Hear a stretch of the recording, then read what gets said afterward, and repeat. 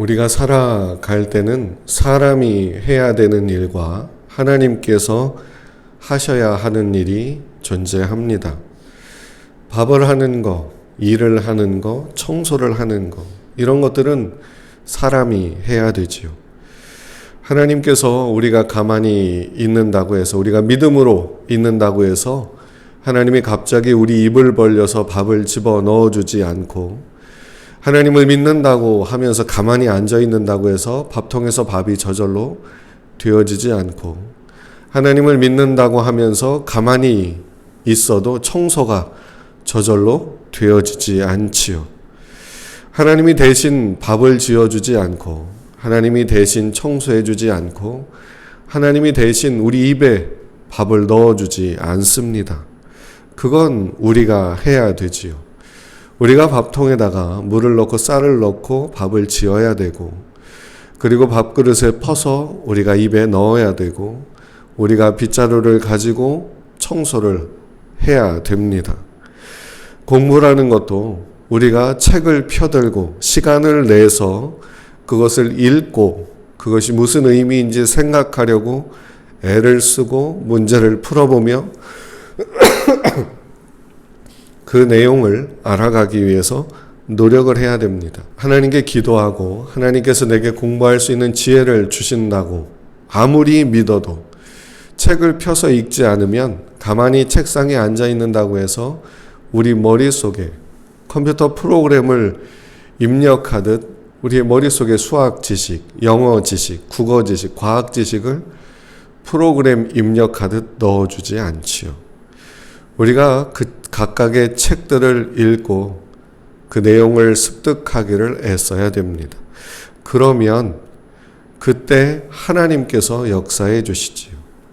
그때 하나님께서 이해력을 주시고 하나님께서 통찰력을 주시고 우리에게 암기할 수 있는 능력을 주시고 응용할 수 있고 적용할 수 있는 능력을 그때 우리에게 주셔서 우리가 그 능력을 가지고 이해도 하고 암기도 하고 적용도 하며 지혜롭게 살아갈 수 있게 됩니다.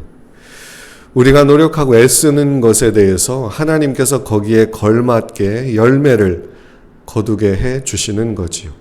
사람이 아무리 땅에 씨앗을 심고 가꾸어도 하나님께서 자라게 해주지 않으면 풍성한 수확을 거둘 수 없음 같이 우리는 씨를 심고 부지런히 가꿔야 되는 일을 우리가 해야 되고 하나님은 그것이 자라게 하시고 열매를 거두게 해 주시는 일을 해 주십니다. 그런데 만약에 우리가 노력해도 되지 않을 때, 아무리 무언가를 해도 되지 않을 때, 애를 쓰고 최선을 다해서 땀을 흘리며 모든 것을 다 해보지만 사방이 막히고 아무것도 되지 않고 아무 길도 열리지 않을 때 무엇을 해야 될까?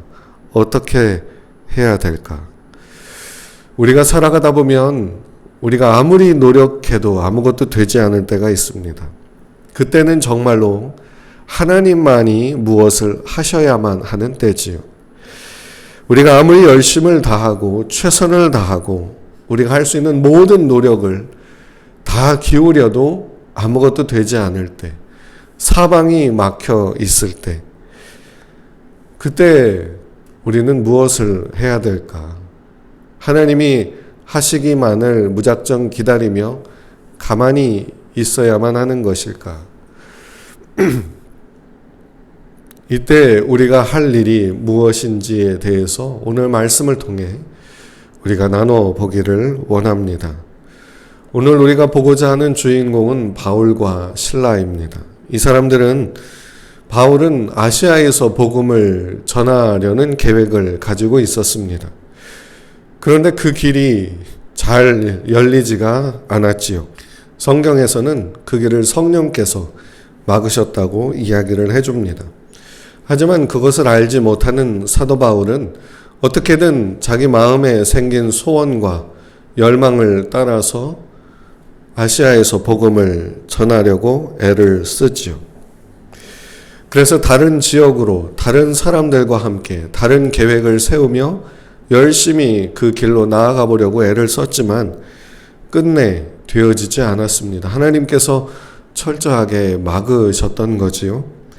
그래서 뭘 해도 되지 않으니까 더 이상 어딘가로 나아갈 수 없어서 그저 그 주변을 맴돌다 드로아에 이르게 됩니다. 그런데 그때 하나님께서 사도 바울의 환상 속에 나타나셔서 바다 건너 마게도니아 사람이 와서 도와달라 하는 그 모습을 보게 하시지요. 사도 바울은 그것이 하나님의 인도하심이다 라고 생각을 하고는 아시아로 가려고 하던 계획을 접고 유럽으로 가려고 발걸음을 옮기게 됐습니다. 그렇게 해서 마게도니아라고 하는 지역으로 가기 위해서 발걸음을 움직이게 되었고 유럽 쪽으로 가면서 빌립보에 이르게 됐지요. 거기에 이르러서 기도할 장소를 찾았고 그리고 거기에 모여있던 강가에 모여있던 여인들에게 복음을 전하게 됐습니다. 그런데 그 가운데 하나님께서 루디아라고 하는 여인의 마음을 열어 복음을 듣게 하셨고 예수님을 영접하게 하셨죠. 그래서 이 바울과 실라는 루디아의 집으로 초대도 받게 되고 그래서 그 집 모든 식구들이 예수님을 영접할 수 있도록 복음을 전하는 일을 하게 됐습니다. 사도 바울은 이곳에서 이제 하나님께서 그의 사역을 이루어 가려 하시는가 보다 하고 생각하며 부지런히 복음을 전하기를 애쓰게 됩니다. 그런데 상황은 오히려 더 안 좋게 풀렸습니다. 기도하러 가는 사도 바울 일행을 몇 날 며칠 동안 따라다니던 귀신 들린 여인이 있었던 거지요. 이 여인은 몇 날 며칠 동안을 사도 바울을 뒤따라 오면서 이 사람들이 하나님의 지극히 높은 종으로서 지극히 높은 하나님의 종으로서 구원의 길을 전하는 사람들이다 라고 하면서 바울을 계속 따라다닌 거였습니다. 사도 바울은 그 여인이 자꾸 따라다니면서 너무 힘들게 괴롭히니까 예수님의 이름으로 그 귀신을 쫓아내 주었지요. 원래 이 귀신 들린 여인은 점을 보는 일을 하는 그런 사람이었습니다. 자기의 주인을 위해서 점을 보고 돈을 받아서 주인에게 그 돈을 주는 일을 하고 있었지요. 그런데 사도 바울로 인해서 귀신이 쫓겨나가게 되자 이 여인이 더 이상 점을 볼 수가 없게 되었고 그 주인은 더 이상 돈을 벌 수 없게 되자 이 여인에게서 귀신을 쫓아내준 사도 바울을 고발하기에 이르렀습니다. 그래서 그 지역의 행정관은 이 사도 바울과 실라를 붙잡아서 체포해서 감옥에 가두어 버렸지요. 감옥에 갇힌 채 사도 바울과 실라는 아무것도 할 수가 없었습니다. 하나님께서 오게 해서 하나님께서 써주셔서 거기서 사역을 하는데 더 이상 아무것도 할 수 없는 상황에 처하게 됐지요. 거기서 누구 간수장을 만나서 복음을 전할 수도 없고 발에 착고를 차고 쇠사슬로 발목이 묶여 있고 철문은 굳게 닫혀 있고 아무것도 할 수 없는 정말 진퇴양난 앞뒤가 꽉 막힌 그런 상황 속에서 사도 바울과 실라는 무엇을 했을까? 오늘 우리가 읽은 25절을 보면 이렇게 말합니다. 한밤중에 바울과 실라가 기도하고 하나님을 찬송하매 죄수들이 듣더라. 죄수들이 듣더라라는 말은 바울과 실라가 기도하고 찬송하는 내용이 속으로만 웅얼웅얼 하는 내용이 아니었다는 거지요. 그 굵은 문이 닫혀 있는 그 감옥에서 서로 소통할 수 없는 감옥에서 바울과 실라의 기도 소리, 찬송 소리가 들릴 정도로 바울과 실라는 큰 소리로 부르짖으며 기도하고 큰 소리로 찬송을 했다는 거지요. 사도 바울과 실라는 그러면 무슨 찬송을 하고 무슨 기도를 했을까? 하나님, 우리가 여기까지 이렇게 순종하며 나왔는데 왜 이렇게 우리 일이 안 풀리게 하시면 이런 고난을 당하게 하십니까? 라고 하나님께 소리치며 원망을 했을까? 그렇지 않은 것 같지요. 바울과 실라는 그 감옥에서 하나님께서 반드시 구원하시고 하나님께서 반드시 도와주시며 하나님께서 그 모든 일을 통해 영광 받으실 거라고 그렇게 기도하고 그렇게 찬송했습니다. 어떻게 이렇게 단정지어 말할 수 있을까? 사도 바울과 실라가 감옥에 갇힌 이후의 상황을 보면 알 수가 있습니다.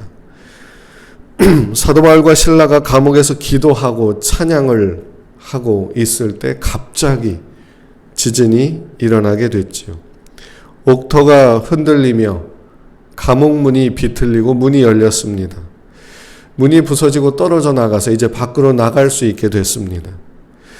그런데 그 발목에 채워져 있던 착고도 신비한 능력으로 인해서 다 풀려지게 됐습니다. 죄수들을 묶고 있던 모든 사슬들이 풀려지게 됐지요. 그래서 자유롭게 나갈 수 있는 환경이 됐습니다. 그런데 갑자기 지진이 날 때 그 감옥을 지키던 간수가 너무 깜짝 놀랐죠. 왜냐하면 죄수들이 다 도망가게 될 거기 때문에. 이 감옥을 지키던 간수는 죄수들이 도망가서 자기가 책임 추궁을 당할 때에 그 책임을 목숨으로 갚아야 되는, 그 죄값으로 사형을 당해야 된다는 것을 알고 있었기 때문에 비참하게 사형당하느니 차라리 자결하자라고 생각하고는 칼을 빼들고 자기를 찌르려고 했지요. 이때 바울이 소리를 지르며 간수를 막았습니다. 우리가 여기 있으니 죽지 마라. 그러니까 이 간수가 어떻게 해야 구원을 받을 수 있겠느냐고, 어떻게 해야 되느냐고 두려움에 벌벌 떨면서 바울에게 물었습니다. 이때 사도 바울이 우리가 너무나도 잘 알고 있는 유명한 그 말씀을 하게 되지요. 주 예수를 믿으라. 그리하면 너와 내 집이 구원을 받으리라. 바울이 주 예수를 믿으라. 그리하면 너와 내 집이 구원을 받는다는 이 말을 했을 때 이 말의 의미는 예수 믿으면 너와 내 집이 구원받아서 천국 간다 이런 말로 했던 건 아니었지요. 예수님을 믿으면 그 예수님께서 너로 하여금 이 일로 인해서 죽지 않도록 지켜주실 것이다. 너도 지켜주시고 너의 가족도 지켜주실 것이다. 이런 의미에서 했던 말이었지요. 그런데 사도 바울이 이렇게 말할 수 있었던 것은 하나님의 도우심과 하나님의 인도하심에 대한 분명한 믿음이 없었다면 결코 해줄 수 없는 말이었습니다. 하나님께서 반드시 구원하시고 반드시 지켜주시고 반드시 건져주시고 반드시 살려주신다는 믿음이 없었으면 이 간수에게 이런 말을 할 수 없었다는 거지요. 다시 말하면 이 바울과 실라가 그 감옥 안에서 찬송하고 그 감옥 안에서 기도할 때 그 기도와 찬송의 내용은 하나님의 도우심과 인도하심에 대한 확신의 기도였고 확신의 찬송이었다는 얘기입니다. 어떤 일이 일어날지 전혀 알 수 없지만 사방이 막히고 손과 발에도 착고가 채워진 그 절명의 상황 속에서 하나님께서 어찌됐든 반드시 구하시고 반드시 도우시고 반드시 인도해 주신다는 믿음이 있었기에 그 믿음으로 하나님께 기도하고 간구하고 그 믿음을 가지고 하나님을 찬송하고 하나님을 높여 드렸다고 말할 수 있는 겁니다. 이사야 43장 12절은 이렇게 말씀합니다. 이 백성은 내가 나를 위하여 지었나니 나를 찬송하게 하려 함이니라. 하나님께서 그 백성, 이스라엘 백성에 대한 이야기인데 이스라엘 백성들을 지은 이유가 뭐냐? 하나님을 찬송하게 하기 위해서라는 겁니다. 우리도 예수님을 믿어 하나님의 자녀가 되고 아브라함의 자손이 되어 그의 약속의 백성이 되었습니다. 우리를 믿음으로 구원하시고 받아들이고 용납하신 이유는 우리의 찬송을 받으시기 위해서지요. 그런데 이 찬송이라고 하는 것은 억지로 하는 게 찬송은 아니지요. 그 속에서 정말로 자발적으로 자원하는 마음으로 하나님께 감사와 영광을 올려드릴 때 그게 진정한 찬송이 될 겁니다. 이 말은 하나님께서 그 백성의 찬송을 받으시길 원하신다는 말은 그 백성을 돕지 않으실 수 없다는 말이죠. 돕지도 않고 구원하지도 않고 살려주지도 않고 인도해주지도 않으면서 그들이 자발적인 찬송을 받는다는 건 어불성설이 되기 때문입니다. 하나님의 은혜를 경험하지 못한 이들이, 하나님의 도우심과 하나님의 살리심을 경험하지 못한 이들이 어떻게 하나님을 찬송할 수 있겠습니까? 하나님도 하나님을 찬송하게 하시려면 하나님을 찬송할 수밖에 없도록 그 백성을 죄와 사망에서 건져주시고 그들의 어려움과 고난 속에서 건져주셔야만 할 겁니다. 그런 점에서 하나님은 반드시 살리시고 반드시 구원해 주시는 분이지. 바울과 실라는 이것을 알았고 믿었고 그것을 경험해 왔고 그렇기에 그 아무것도 할 수 없는 그런 상황 속에서도 하나님께 기도하고 찬송할 수 있었던 거지. 아마도 하나님은 그 감옥 속에서 정말로 아무것도 할 수 없는 그곳에서 바울과 실라가 기도하고 찬송하는 모습을 보며 기뻐하셨을 겁니다. 기뻐하고 영광을 받으셨을 겁니다. 기뻐하고 영광을 받으셨기에 그들로 그곳에서 나올 수 있도록 역사해 주신 것이 아니었겠습니까? 우리도 아무것도 할 수 없는 그때에 하나님께 기도하고 찬송해야 됩니다. 기도하고 찬송하는 건 물론 다 해야 되지요. 그런데 아무것도 할 수 없는 그때에, 사방이 막혀 있는 그때, 고난과 고통의 한가운데 있을 그때에 더 특별히 힘을 써서 힘을 내서 기도하고 찬송해야 되지요. 왜요? 고난이 생기고 고통이 생기면 기도가 안 나오고 찬송이 안 되기 때문에 그렇습니다. 기도해야 되는 걸 알지만 기도가 안 나오지. 기도가 나오는 게 아니라 하소연이 나오고 한탄이 나오고 원망이 나옵니다. 찬송이 나오는 게 아니라 억울함이 나오고 하소연이 나오고 답답함이 나오지. 기도할 마음, 찬송할 마음이 다 사라지는 때가 고통 가운데 있는 때이기 때문에 더 기도하기를 힘써야 되고 찬송하기를 힘써야 됩니다. 고난 중에서도 기도합니다. 처음에는 하나님이 도와주신다는 걸 믿는다고 기도합니다. 하지만 계속해서 안 되고 사방이 막히다 보면 그런 기도도 나오지 않죠. 아무 말도 나오지 않습니다. 그런데 그렇다고 해서 그만둘 것이 아니라 더 기도의 자리를 지키며 하나님 오직 그분만을 높여드리는 기도를 하게 되기까지 이르러야 됩니다. 내가 붙잡고 있는 기도 응답만을 붙잡고 있다가 그런 기도가 아니라 하나님 그분을 높여드리는 기도, 하나님 그분을 인정하는 기도가 나오기까지 우리는 기도를 힘써야 되죠. 찬양도 그렇습니다. 처음에는 하나님이 하신다고, 하나님이 반드시 이것을 이루어서 내게 복 준다고 찬양하다가 그 일이 계속 안 되면 아무런 찬양도 나오지 않죠. 오히려 이 험한 세상 하면서 애절하고 한풀이하는 찬양만 부르지. 그러나 거기서 멈추면 안 되고 우리의 찬양이 우리의 기도의 응답과 상관없이 내 상황과 상관없이 하나님 그분을 높이는 찬양이 되기까지, 하나님 그분만을 영광 돌리는 찬양이 되기까지, 나를 구원해 주신 것만으로도 하나님은 하실 일을 다 하셨다라고 고백하는 찬양이 되기까지 우리는 기도의 자리를 지키고 찬양의 자리를 지켜야만 합니다. 기도는 하나님을 알아가는 시간이지요.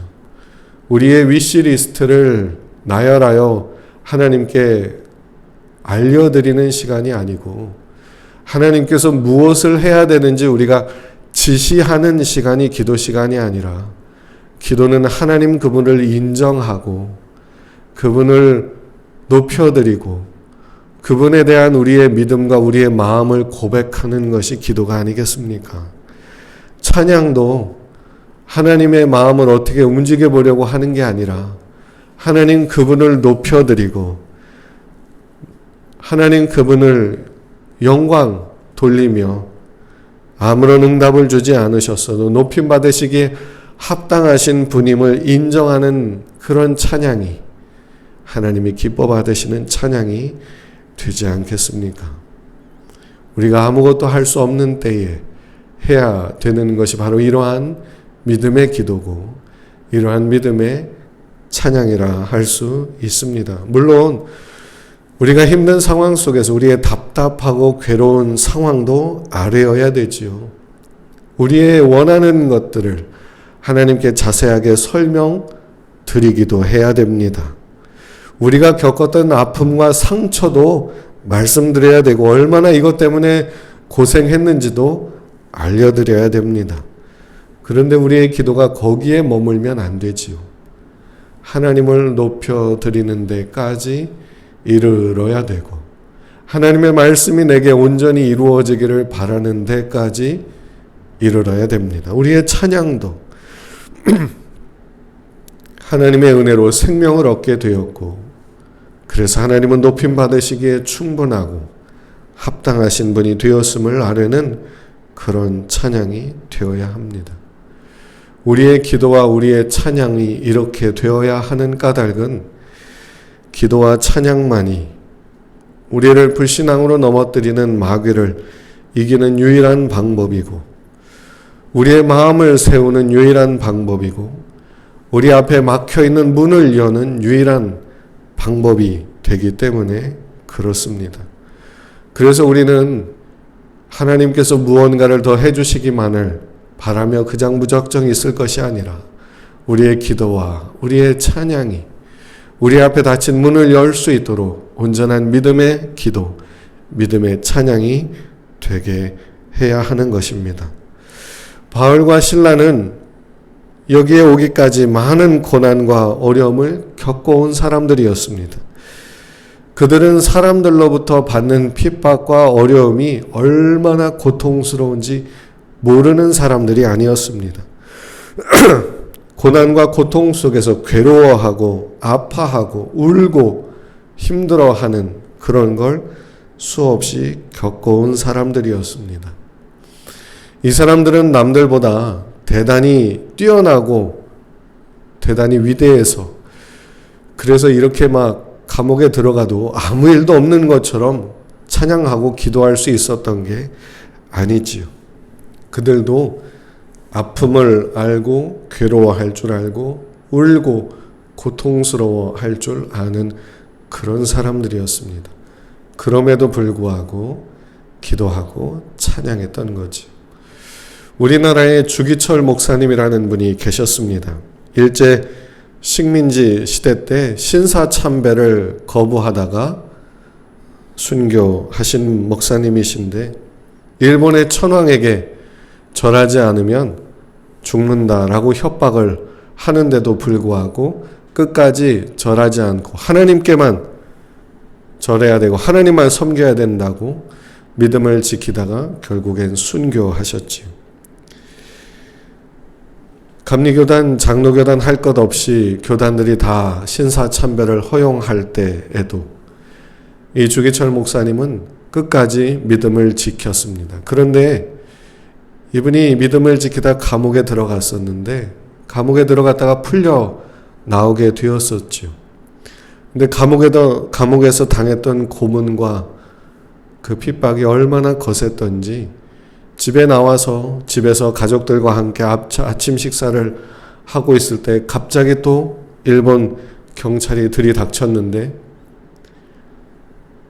일본 경찰이 와가지고 체포하러 왔다는 말을 듣자마자 식사를 하던 이 주기철 목사님이 벌벌 떨면서 부엌으로 후다닥 도망가서 부엌에 있는 기둥을 붙잡고 벌벌 떨면서 울었다고 합니다.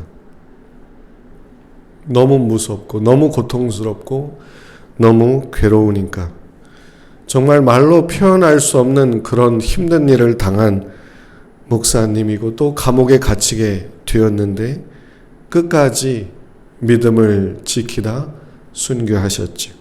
그분의 기도와 그분의 찬양이 어땠을까? 하나님을 인정하는 기도, 하나님을 높여드리는 찬양을 불렀었겠지요.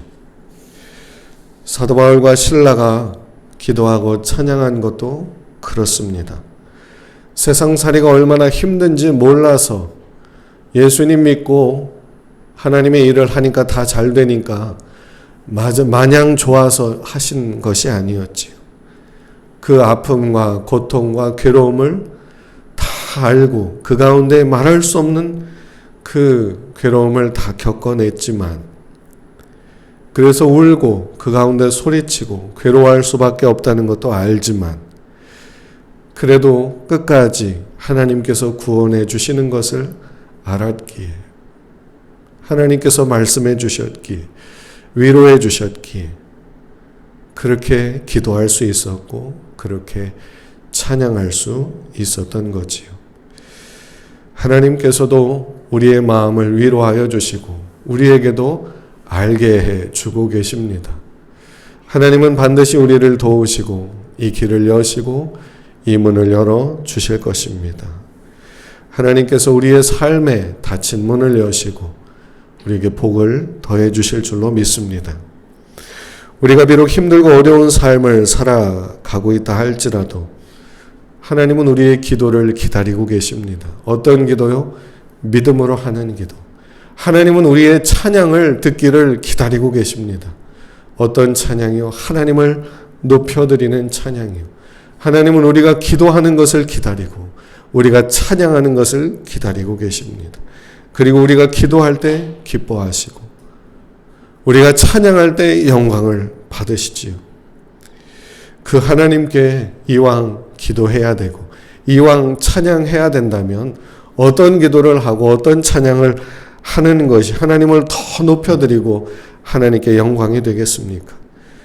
우리에게 항상 좋으신 하나님, 우리에게 은혜를 베푸시는 하나님, 우리의 기도에 귀를 기울이시고 우리의 찬양으로 영광 받으시고 우리의 삶에 응답해 주시는 그 하나님을 인정하고 높여드리는 우리의 기도와 찬양이 되어야 하지 않겠습니까?